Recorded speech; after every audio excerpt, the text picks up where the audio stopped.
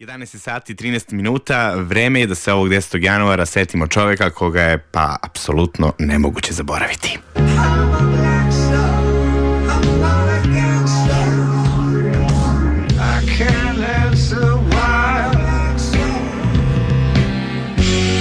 David Bowie otišao je pre tačno godinu dana, da, toliko je već prošlo. Čovjek koji je bio, pa malo je reći samo pop ikona, čovjek koji je bio mit, koji je bio simbol, koji je bio čovjek koji je postavljao standarde.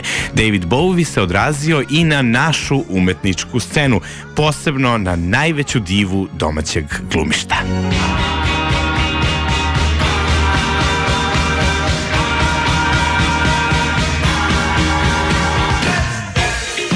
Milana Dravić je svojevremeno u Bitefu igrala u predstavi koja je napravljena baš po motivima dela Davida Bowie-a.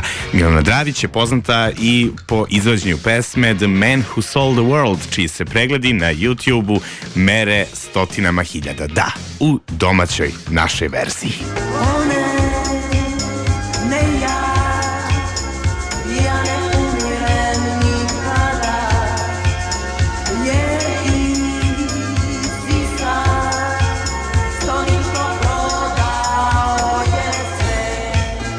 Milana Dravić je i naša sagovornica. Pa Milana, veliko mi je zadovoljstvo što ćete upravo nama ovde na Radiju 3 reći šta je to za vas predstavljao veliki David Bowie. To je apsolutno ličnost o kojoj će se i daleko unapred mnogo govoriti o njegovom radu. Bio je fantastičan rock'n'roll pevač, kameleon kako su ga zvali, jer je sve žanrove prošao na veličanstven način. Bio je božanstven, ono što ja lično žalim u životu, što nisam mogla da priuštim sebi da budem na koncertima bilo u Mađarskoj i Zagrebu kada je gostovao, ali dobro, šta je tu je.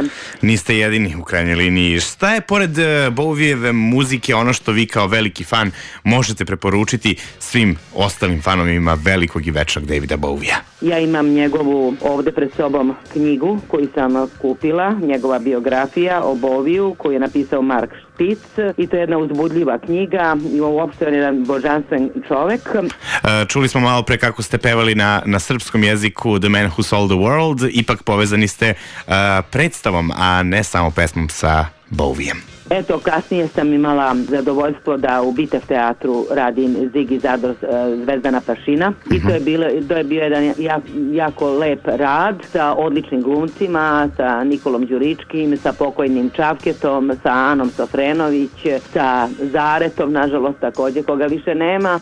Milinković je to režirao i to je bila jedna zaista onako u mojoj karijeri jedna izuzetna predstava, nažalost ostali su samo fotosi, iako su ostali, možda ih u Bitefu imaju, ne znam. Ali eto, možda možemo da se nadamo svi ovako kolektivno da će jednog dana da se pojavi i remake čuvene predstave u kojoj ste bili i vi.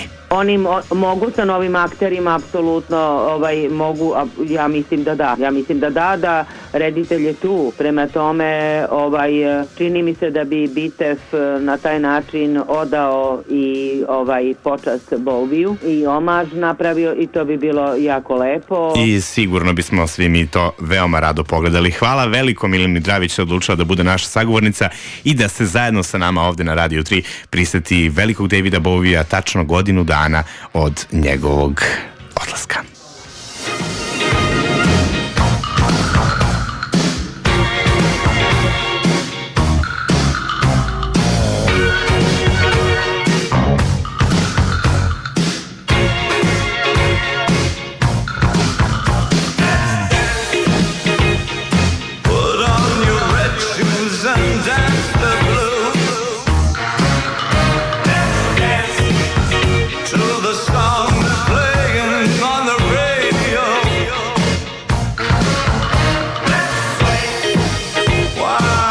Color